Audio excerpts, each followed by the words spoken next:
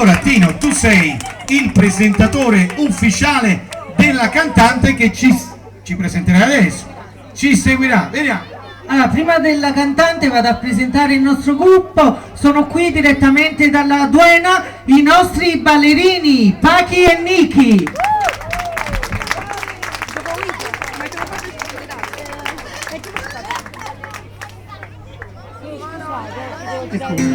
E qui con noi la nota artista partenopea, la grande Tina De Santis.